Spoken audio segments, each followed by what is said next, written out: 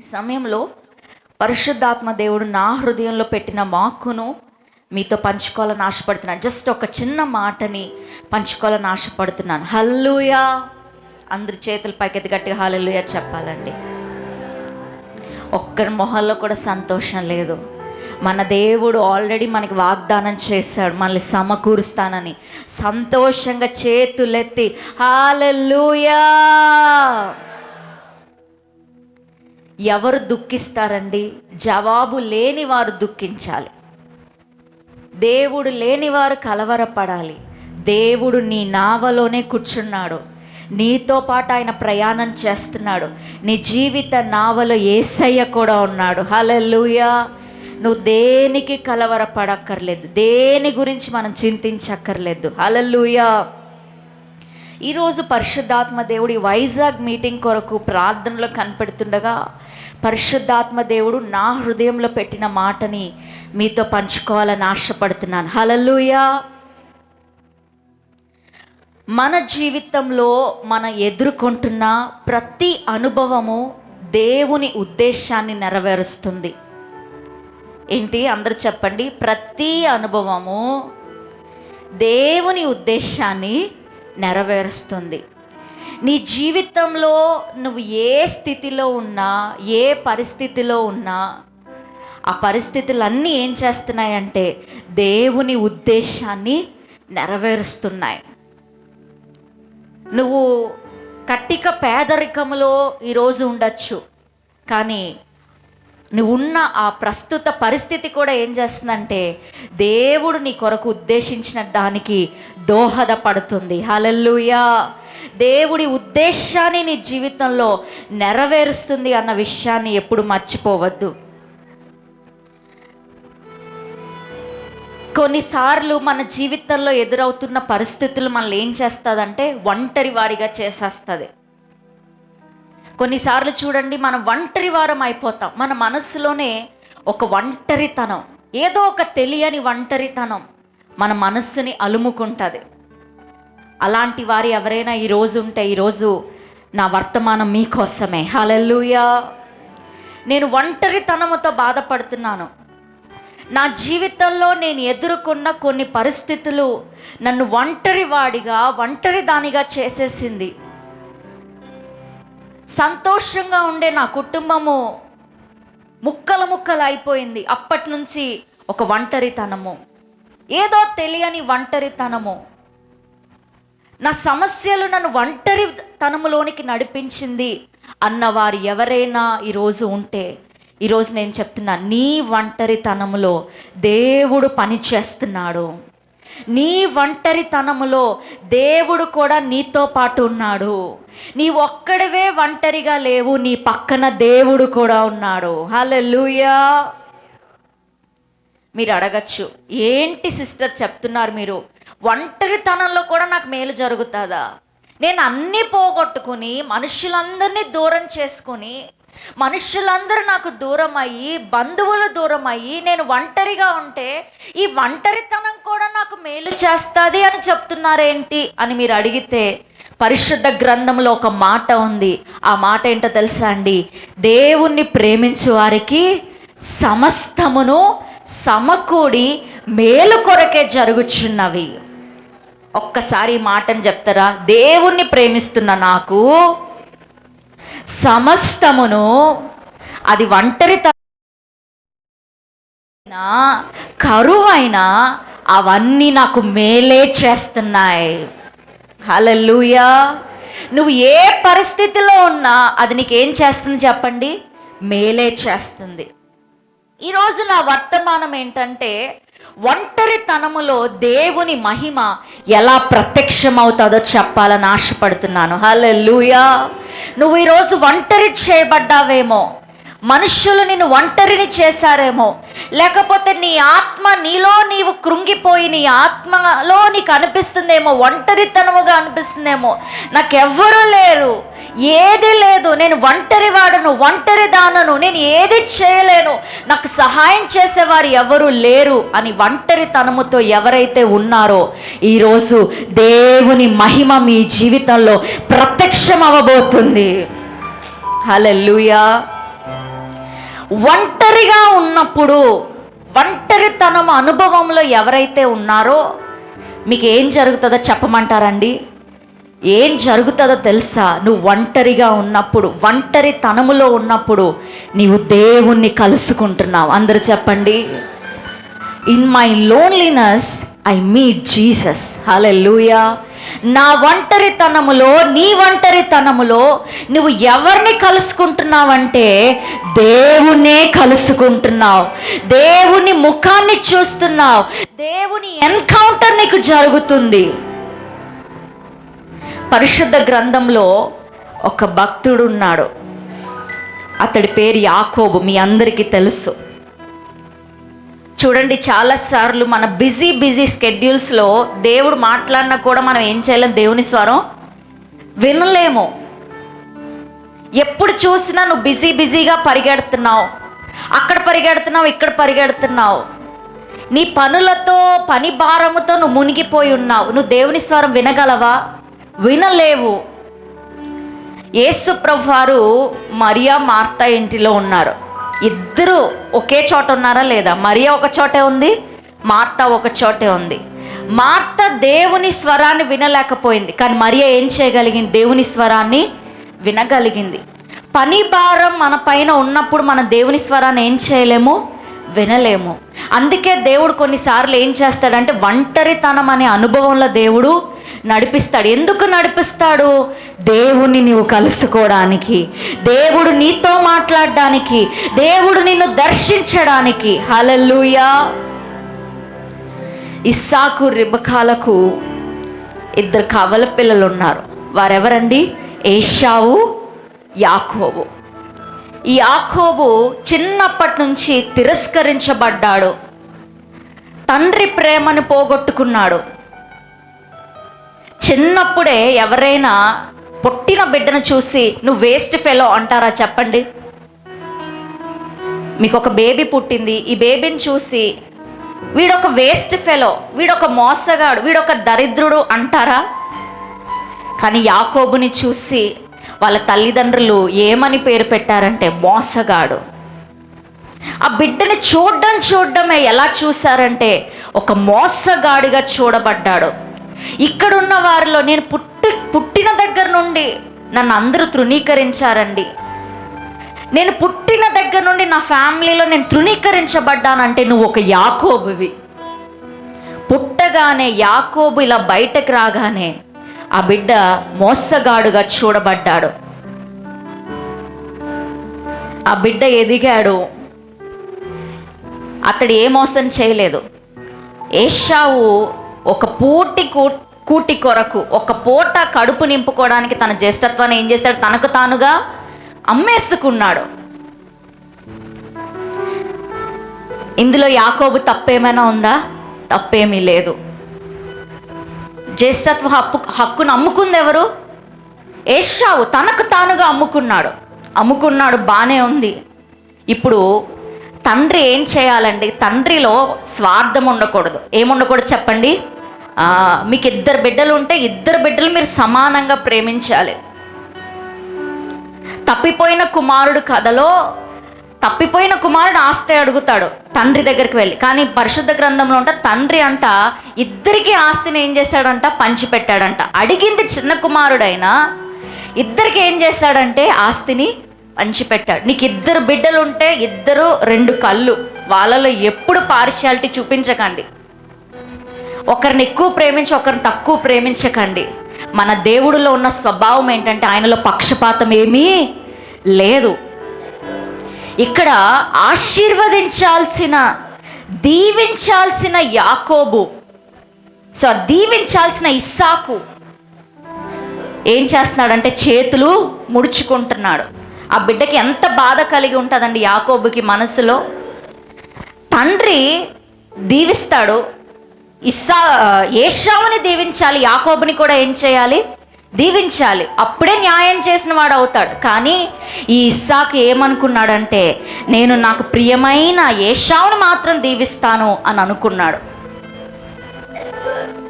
ఇది ఎంతటి మానని గాయంగా యాకోబు హృదయంలో ఉంటుందో ఆలోచించండి. చిన్నప్పటి నుంచి యాకోబు హృదయంలో ఒక భావం ఉంది. ఏంటంటే నేనంటే ఎవరికి ఇష్టం ఉండదు. మా అమ్మ మా నాన్న నన్ను ప్రేమించాడు, మా నాన్న నన్ను దీవించాలనుకోలేదు, మా అన్ననే దీవించాలనుకున్నాడు. మా నాన్న నన్ను దీవించాలనుకోలేదు అని ఒక అభద్రతా భావం ఈ బిడ్డలోనికి వచ్చి ఉంటుంది. ఇస్సాకు ఏమో ఏశావుని దీవించాలనుకుంటే ఆ మాటలు రెబెకా విని యాకోబుకి ఏం చేస్తుందంటే ఆశీర్వాదం రావడానికి ఆమె ఒక మార్గాన్ని సరళం చేస్తుంది. ఇప్పుడు ఏశావు పొందుకోవాల్సిన ఆశీర్వాదం ఎవరు పొందేసుకున్నారు? యాకోబు పొందుకున్నాడు. ఇందులో యాకోబు తప్పేమైనా ఉందండి? యాకోబు వెళ్ళి అడిగాడా వాళ్ళ అమ్మ దగ్గరికి? ఇంకా వాళ్ళ అమ్మతోనే చెప్తాడు, అమ్మ ఒకవేళ నాన్న కనిపెట్టేస్తే నన్ను దీవించడానికి బదులు శపిస్తాడనంటే వాళ్ళ అమ్మ అంటది, ఆ శాపం ఏదో నా మీదకి రానివ్వు. యాకోబు కోరుకోలేదు, ఎక్కడ అతడు మోసం చేయలేదు. ఈ కథలో చిన్నప్పటి నుంచి తృణీకరించబడి ఒక ఒంటరిగానే యాకోబు పెరిగాడు, ఒంటరిగానే జీవితంలో అడుగులు వేస్తూ వచ్చాడు. ఇప్పుడు ఆశీర్వాదం వచ్చేసింది. ఇస్సాకు ఏశావుకి బదులుగా ఎవరిని దీవించాడు? యాకోబుని దీవించాడు. ఆశీర్వాదం వచ్చేసింది.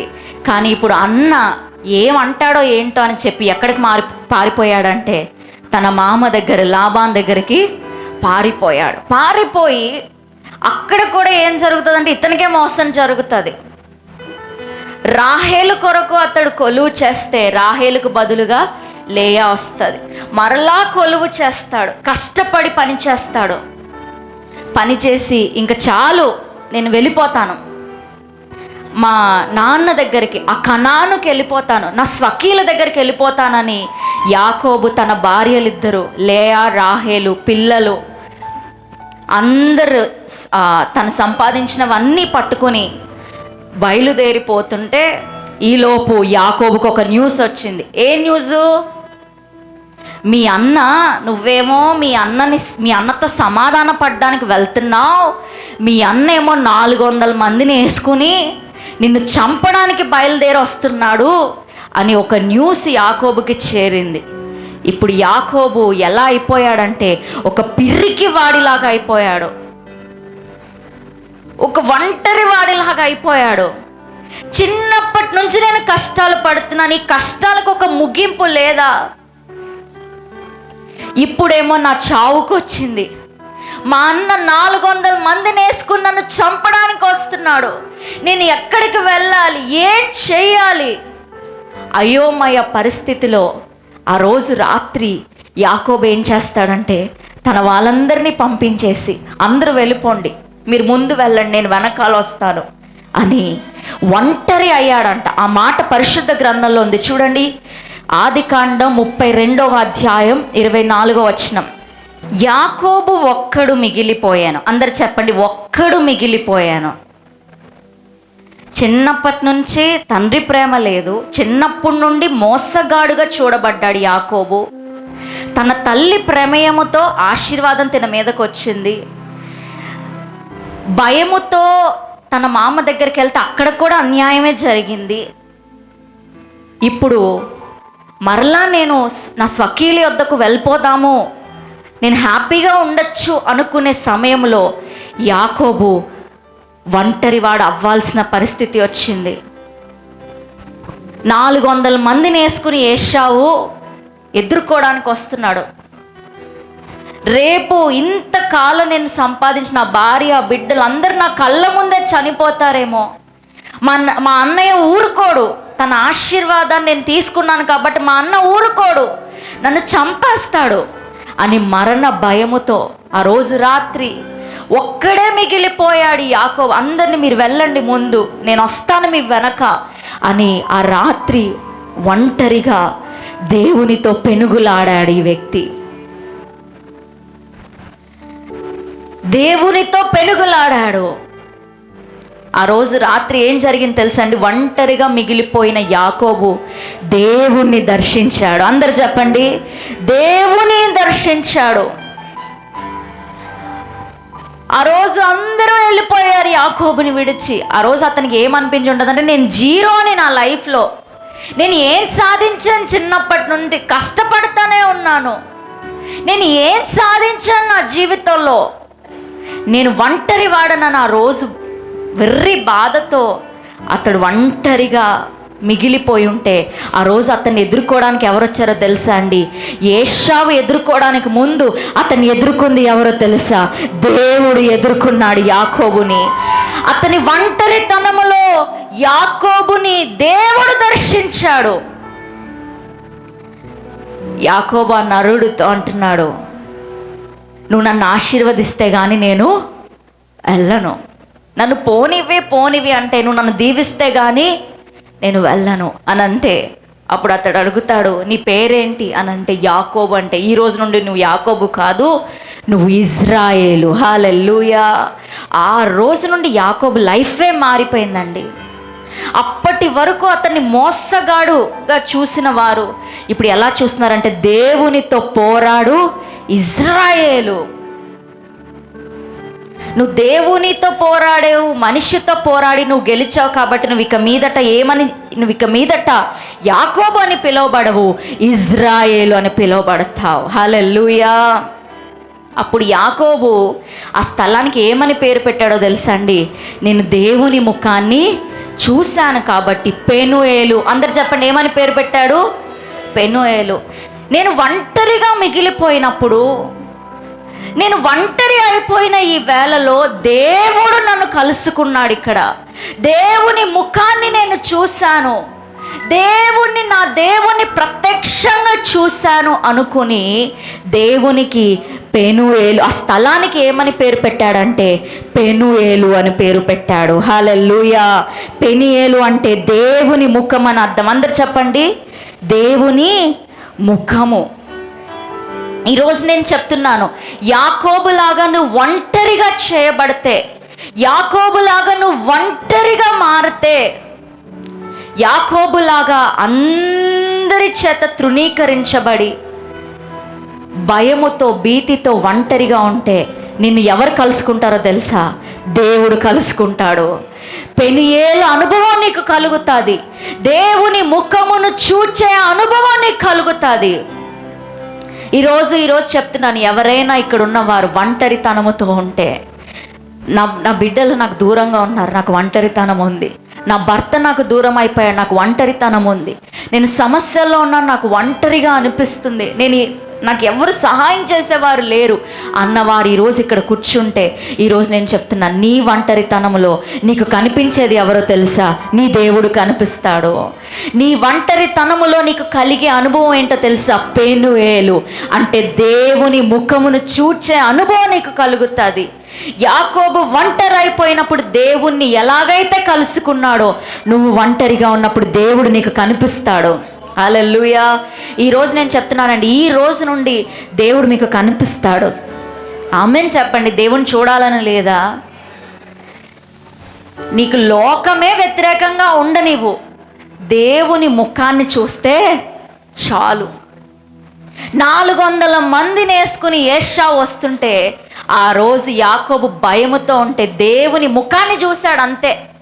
పరిస్థితులన్నీ మార్చబడిపోయింది. ఈరోజు నేను చెప్తున్నాను, ఇక్కడ నుండి నువ్వు వెళ్ళక ముందే, ఈ మీటింగ్లో కూర్చున్నప్పుడే నువ్వు దేవుణ్ణి చూస్తావు. పెనుయేలు అనుభవం నీకు కలుగుతుంది. దేవుని ముఖమును చూచే అనుభవం నీకు కలుగుతుంది. యేసయ్య నీకు కనిపిస్తాడు. ఇక్కడ ఇప్పుడు కళ్ళు మూసుకున్నా నీకు కనిపిస్తాడు యేసయ్య. ఇప్పుడైనా యేసయ్య నిన్ను తాకగలడు. ఈ క్షణమే యేసయ్య నిన్ను ముట్టగలడు. ఒక మనిషి ఎలా ముడితే మనకి ఎలా స్పర్శ తగులుతుందో, అలాగ నువ్వు దేవుని స్పర్శను ఈ క్షణమే నువ్వు అనుభవించగలవు. ఎందుకంటే నా దేవుడు ఒంటరిగా ఉంటే అలా వదిలేసే దేవుడు కాదు. యాకోబు ఆ రోజు రాత్రి ఒంటరిగా మిగిలిపోయాడు, అలా వదిలేయలేదు దేవుడు. నా దేవుడు యాకోబు దగ్గరికి వచ్చాడు, అతన్ని దర్శించాడు, అతని స్థితిని మార్చాడు, యాకోబుని ఇజ్రాయేలుగా మార్చాడు. యాకోబు కథని మార్చిన దేవుడు నీ కథని మార్చలేడా? నిన్ను ఆశీర్వాదకరంగా చేయలేడా? ఈరోజు ఎందుకు కృంగిపోతున్నావు? ఎందుకు నలిగిపోతున్నావు? యాకోబుని జ్ఞాపకం చేసుకుని అతని కథను మార్చిన దేవుడు నీ కథని కూడా మారుస్తున్నాడు. నీ జీవిత కథని కూడా దేవుడు మారుస్తున్నాడు. హల్లెలూయా. ఇప్పుడు నెక్స్ట్ రోజు ఏం జరిగింది అనుకుంటున్నారు? యాకోబుని వాళ్ళ అన్న ఏశావు 400 మందిని వేసుకుని కొట్టి చంపేశాడు అనుకుంటున్నారా? లేదండి. రాత్రి ఆ ఒంటరిగా మిగిలిపోయినప్పుడు దేవుని ముఖాన్ని చూశాడు కదా, పరిస్థితి అంతా మారిపోయింది. నెక్స్ట్ రోజు వచ్చేసరికి ఏశావు, కత్తులతో వచ్చిన ఏశావు కత్తులు పాడేసి యాకోబుని కౌగలించుకుని ముద్దు పెట్టుకున్నాడంట. నేను ఈరోజు చెప్తున్నాను, ఈరోజు ఇక్కడ ఈ స్థలంలో మీరు యేసయ్యని కలుసుకోబోతున్నారు. ఈ క్షణం మీరు యేసయ్యని కలుసుకోబోతున్నారు. కలుసుకున్న తర్వాత ఏం జరుగుతుందో తెలుసా? మీ పరిస్థితులన్నీ మార్చబడతాయి. ఇక్కడ నుంచి వెళ్తున్నప్పుడే అద్భుతాలతో, స్వస్థతతో, మేలుతో మీరు ఈ స్థలము నుండి బయటకు వెళ్ళబోతున్నారు. మా చర్చ్లో ఒక తల్లి గారు ఉంటారు. ఆమె లైఫ్ అంతా కష్టపడింది. భర్త చనిపోయాడు, పిల్లల్ని పెద్ద చేసింది, కష్టపడింది. ఆ ఇంట పని చేసి కష్టపడి ఆ బిడ్డల్ని పైకి తీసుకుని వస్తే వాళ్ళు ఎదిగిన తర్వాత వాళ్ళ అమ్మని ఏం చేశారంటే వదిలేశారు. ఎదిగిన తర్వాత వాళ్ళ అమ్మని పక్కన పెట్టేశారు. ఆమె దిక్కుతోచని స్థితిలో ఒక అనాథగా అయిపోయిందండి. అలాగా అనాథగా ఉన్నవారు ఎంతమంది ఉన్నారో నాకు తెలియదు, కానీ దేవుడు నిన్ను చూస్తున్నాడు, దేవుడు నిన్ను కలుసుకుంటాడు. హల్లెలూయా. తరువాత ఒంటరితనంలో ఏం కలుగుతుంది అన్నాను? పెనుయేల అనుభవం కలుగుతుంది. రెండవదిగా ఒంటరితనం అనుభవంలో మనం ఉన్నప్పుడు, ఒంటరిగా చేయబడుతున్నప్పుడు ఏం జరుగుతుందో తెలుసా అండి? దేవుడు మనల్ని బలపరుస్తాడు. అందరు చెప్పండి, దేవుడు మనల్ని బలపరుస్తాడు. పరిశుద్ధ గ్రంథంలో ఒక నిజ సంఘటన రాయబడి ఉంది. కర్మేలు పర్వతం పైన ప్రవక్త అయిన ఏలియా అతడు ఏం చేస్తాడంటే యెజబేలు సంబంధిత ప్రవక్తలందరినీ హతం చేసేస్తాడు. అందరినీ చంపేస్తారు, అందరూ మరణిస్తారు. యెజబేలు సంబంధిత ప్రవక్తలందరి పైన ఎవరికి విజయం వస్తుందంటే ప్రవక్త అయిన ఎలియాకి విజయం వస్తుంది. విజయం వస్తే ఈ యెజబేలుకి భయం లేదు. అమ్మో, నా ప్రవక్తలందరూ చనిపోయారు, నా ప్రవక్తలందరూ దేవుని శక్తి వలన చనిపోయారు, నేను ఇప్పటికైనా పశ్చాత్తాపపడాలనుకోవట్లే. ఏం చేసిందంటే ఎలియాకి ఒక వార్నింగ్ నోటీస్ పంపించింది. ఆ వార్నింగ్ నోటీస్ ఏంటో తెలుసా? ఈరోజు ఎలాగైతే నా ప్రవక్తలందరూ చచ్చారో రేపు నువ్వు కూడా ఏం చేస్తావు? చచ్చిపోతావు అని ఒక వార్నింగ్ నోటీస్ పంపింది. ఇప్పుడు ఈ ఎలియాకి మరణ భయం. ఏం చెప్పండి? మరణ భయం. ఇక్కడ ఎవరికైనా మరణ భయం ఉందా? మరణ భయం ఉంటే ఆ భయాన్ని కలుగజేసే ఆత్మ ఏంటో తెలుసా? యెజబేల్ ఆత్మ. ఒక సాతాను ఆత్మ ఉంది, దాని పేరేంటంటే యెజబేల్ స్పిరిట్ అంటారు. అది ఏం చేస్తుందంటే ఎంత ధైర్యశాలి అయినా మరణ భయాన్ని కలుగ చేస్తుంది. నువ్వు ఎంత ఆత్మీయుడమైనా నీకు మరణ భయం ఉంటే నేను చచ్చిపోతానేమో, నాకు ఏదో జరిగిపోతుంది, ఇలాంటి భయాలు ఎవరికైనా ఉంటే మీకు విరోధంగా పోరాడుతుంది ఏ ఆత్మ అంటే యెజబేల్ ఆత్మ. ఈరోజు నేను చెప్తున్నాను, ఆ దురాత్మ శక్తులను బట్టి ఎవరైనా మరణ అపేక్షతో ఒంటరి వారైన వారు ఉంటే ఈరోజు దేవుడు మిమ్మల్ని ధైర్యపరుస్తున్నాడు. హల్లెలూయా. చూడండి, 1 రాజుల గ్రంథం 19వ అధ్యాయం 2వ వచనం చూడండి. యెజబేలు ఒక దూత చేత ఎలియాకి వర్తమానం పంపించాను, రేపు ఈ వేళకు నేను నీ ప్రాణమును వారిలో ఒకని ప్రాణం వల్ల చేయని ఎడల దేవుడు నాకు గొప్ప అపాయమును కలుగజేయనుగాక. హల్లెలూయా. యెజబేలు వార్నింగ్ నోటీస్ పంపించింది, రేపటికల్లా నీ లైఫ్ క్లోజ్ అయిపోద్ది. ఇప్పుడు ఎలియా భయముతో, మరణ అపేక్షతో దేవుని దగ్గర ఏమని ప్రార్థన చేస్తున్నాడో తెలుసా? ప్రభువా, నా లైఫ్ని నువ్వు తీసేసుకో, ఈ లైఫే నాకు వద్దు.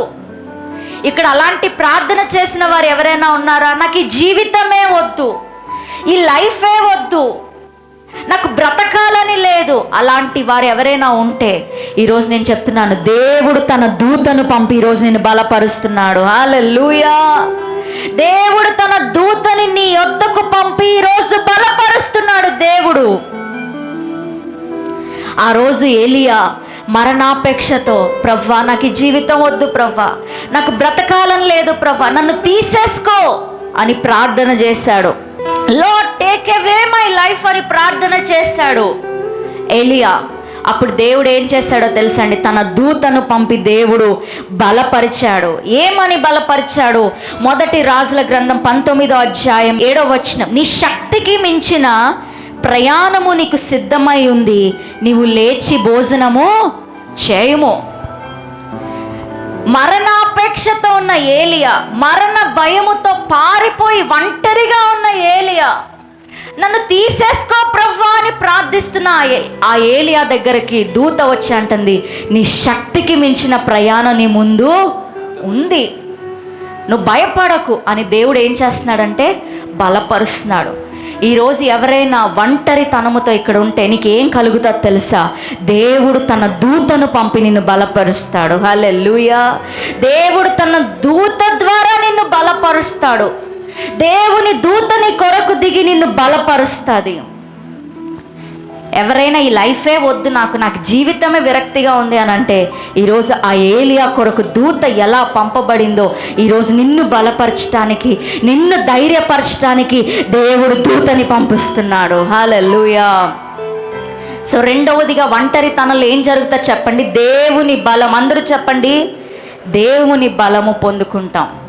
మూడవదిగా, లాస్ట్గా, ఒంటరితనం అనుభవంలో మనం ఉన్నప్పుడు జరిగే మూడవ కార్యం ఏంటో తెలుసా అండి? కొన్నిసార్లు మన పరిస్థితులే మనల్ని ఒంటరి చెయ్యవు, మనకు మనమే ఒంటరిగా మారాలి. ఏం చెప్పండి? ఒంటరిగా మారాలి. ఎందుకు మారాలి? నిన్ను నీవు ఒంటరిని చేసుకోవాలి. ఎందుకు? ప్రార్థన చేయడానికి, దేవునితో సహవాసం చేయడానికి. హల్లెలూయా. యేసు ప్రభువారు అదే చేశారండి. యేసు ప్రభువారు బాప్తిసం పొందారు. బాప్తిసం పొందిన తర్వాత ఆయన జనాల్లో తిరిగే లేదు, నేను సేవకి వెళ్ళిపోతున్నా అని వెంటనే సేవకి వెళ్ళిపోయి జనాల్లో తిరిగే లేదు. యేసు ప్రభు తనని తాను ఒంటరి చేసుకుని ఎక్కడికి వెళ్ళిపోయాడంటే ఒక అరణ్యంలోనికి వెళ్ళి 40 రోజులు ప్రార్థన చేశాడు. హల్లెలూయా. కొన్నిసార్లు నువ్వు దేవుని బలం పొందుకోవాలంటే, గొప్పవి ప్రారంభించబడాలంటే నువ్వేం చేయాలంటే నిన్ను నీవు ప్రత్యేకపరుచుకొని ప్రార్థన చేయాలి. అందుకని ఉపవాస దినాలను పెట్టుకుంటాం. ఎందుకు పెట్టుకుంటామండి? కొన్ని రోజులు సెపరేట్ చేసి నువ్వేం చేయాలి? ప్రార్థన చెయ్యాలి. ఒక 10 రోజులు ఉపవాస దినాలను పెట్టుకుని ఒంటరిగా ఉండి నువ్వేం చేయాలి? ప్రార్థన చెయ్యాలి. యేసు ప్రభు వారు సేవకు వెళ్ళడానికి ముందు, ఆత్మల్ని రక్షించడానికి ముందు, ఒక నూతన శకములో అడుగు పెట్టడానికి ముందు యేసు ప్రభు ఏం చేశాడో తెలుసా? తనని తాను ఒంటరిగా చేసుకుని ఏం చేశాడంటే ప్రార్థన చేశాడు. అందరినీ వదిలేసి, అమ్మ నాన్న అందరినీ వదిలి ఒక అరణ్యంలోనికి వెళ్ళి ఏకాంతముగా 40 రోజులు దేవునితో గడిపాడు. ఆ తర్వాత ఏం జరిగిందో తెలుసా అండి? దేవుడు యేసు ప్రభువారు ఆత్మ బలముతో గలిలయలో అడుగు పెట్టారంట. హల్లెలూయా. ఏదైనా కొత్తది ప్రారంభించాలంటే, కొత్త బిజినెస్ మొదలు పెడుతున్నానండి, నేను కొత్తగా ఇల్లు కట్టుకుంటున్నాను, లేకపోతే కొత్తగా ఈ పని చేస్తున్నాను అనే ఎలాంటివి ఏమున్నా కూడా మీరు ఏం చేయాలి? దేంతో ప్రారంభించాలంటే కొన్ని రోజులు నిన్ను నువ్వు ఏకాంతపరుచుకుని ఏం చేయాలి? ప్రార్థన చెయ్యాలి. ఏకాంతము, ఒంటరితనం ఎందుకంటే ఇంకా ప్రార్థనలో నీవు ఎదగడానికి. ఒంటరిగా ఉంటే నువ్వేం చేయాలి? ప్రార్థన చేయాలి. మా నాన్నగారు దేవుని సేవకుడు. ఆయన సేవకు వచ్చినప్పుడు దేవుడు ఒక సూత్రం చెప్పాడంట, ఏ థామస్, నువ్వు బాగా సేవ చేయాలా, నువ్వు బాగా వాడబడాలా, నీకు ఒక సూత్రం చెప్తున్నాను విను. ఆ సూత్రం ఏంటంటే, నువ్వు ఒంటరిగా ఉంటే నాతో మాట్లాడు, నలుగురితో ఉంటే నా గురించి మాట్లాడు. నువ్వు ఒంటరిగా ఉన్నావు అని అంటే ఎందుకు ఆ ఒంటరితనం అంటే? దేవునితో ఎక్కువ సహవాసం చేయడానికి. యేసు ప్రభువారు ప్రతిరోజు వాడుక చొప్పున ఏకాంతముగా అరణ్యంలోనికి వెళ్ళి ఏం చేశాడంటే ప్రార్థన చేశాడు. ఈరోజు ఎవరైనా ఒంటరిగా ఉంటే దాని అర్థం ఏంటంటే నువ్వు ఎక్కువ ప్రార్థన చెయ్యాలి. ప్రార్థన అనుభవంలో నువ్వు ఇంకా ఎదగాలనేదే దాని అర్థము. హల్లెలూయా. సో యేసు ప్రభువారు ఏ కొత్తది చేపట్టినా ఏం చేశారంటే ప్రార్థనలో ఉన్నాడు ఆయన. 12 మంది శిష్యులను ఏర్పరచుకోవడానికి ముందు రోజు రాత్రే ఏం చేశాడంటే ఏకాంతంగా ఉండి ప్రార్థన చేశాడు. నువ్వు ఒంటరి చేయబడితే ఆ ఒంటరితనంలో నువ్వేం చేయాలంటే ఎక్కువ ప్రార్థన చేయాలి. 3 చెప్పాను. ఒంటరితనము దేన్ని సూచిస్తుందండి? మొదటిగా, ఒంటరితనములో దేవుని మహిమ ఎలా ప్రత్యక్షమవుతుంది? నెంబర్ 1, ఒంటరితనములో నువ్వు దేవుణ్ణి కలుసుకుంటావు. రెండవదిగా ఒంటరితనములో దేవుని బలమును పొందుకుంటావు. మూడవదిగా ఒంటరితనములో ప్రార్థన అధికముగా చెయ్యాలి. హల్లెలూయా. ఒంటరితనములో ప్రార్థన బలముతో నీవు నింపబడాలి. హల్లెలూయా. అందరూ లేచి నిలబడని మీ కొరకు ప్రార్థన చేస్తాను.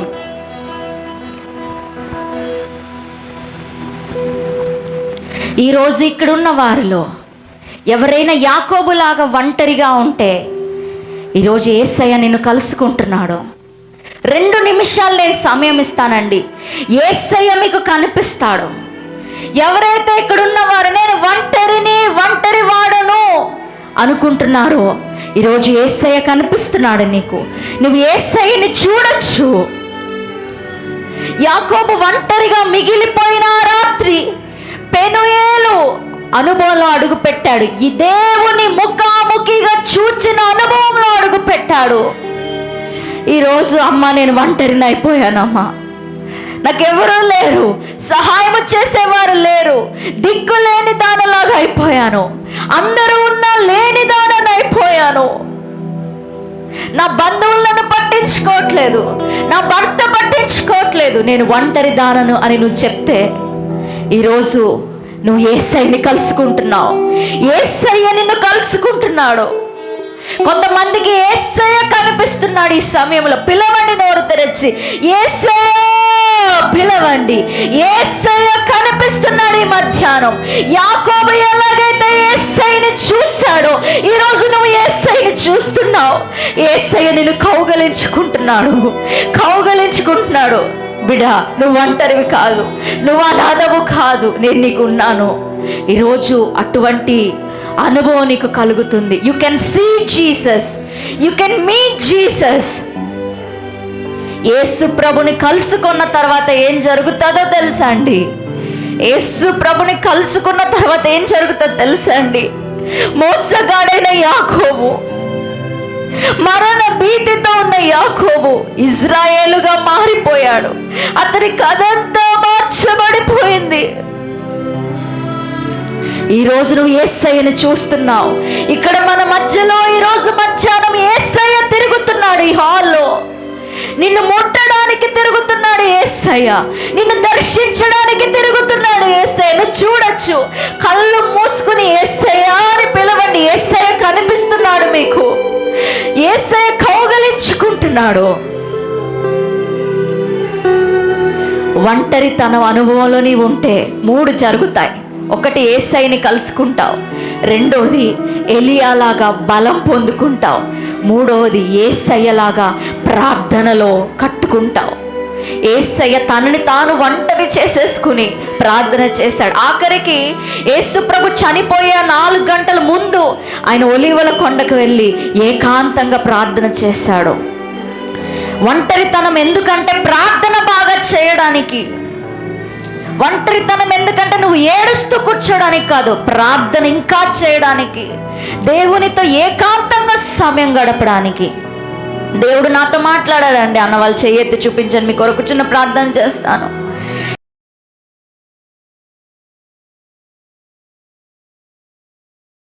యేసయ్యా ప్రభా, తండ్రి ప్రభా, ఎవరెవరైతే ప్రభా యాకోబులాగా ఏలియాలాగా ఒంటరితనముతో ఉన్నారో ప్రభా, స్పిరిట్ లో ఒంటరితనాన్ని సెన్స్ చేస్తున్నారో ప్రభా, ఈరోజు నీ వెలుగు తాకునుగాక, నీ శక్తి తాకునుగాక. ఈ ఒంటరితనం అనుభవంలో ఉన్నాయి అందరూ ప్రభా, నీ వెలుగు చేత దర్శింపబడుదురుగాక, నిన్ను కలుసుకొందురుగాక, నీ ముఖ కాంతి వారు చూచుదురుగాక, నీ బలము పొందుకొందురుగాక. ఏంజలిక్ ఎన్కౌంటర్స్ ఈ రోజు నుండి జరుగునుగాక. ఈ ఒంటరితనం అనుభవంలో ప్రభా మరింతగా ప్రార్థన చేదురుగాక. ఈ ఒంటరితనంలో ఏకాంత సమయంలో నీతో ఎక్కువ గడుపుదురుగాక.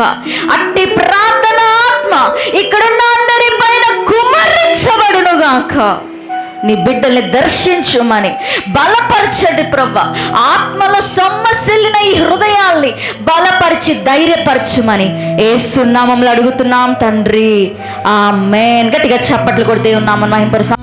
నీ స్వరము వింటూ నీ చిత్తం చేయాలి, నీ చిత్తం చేస్తూ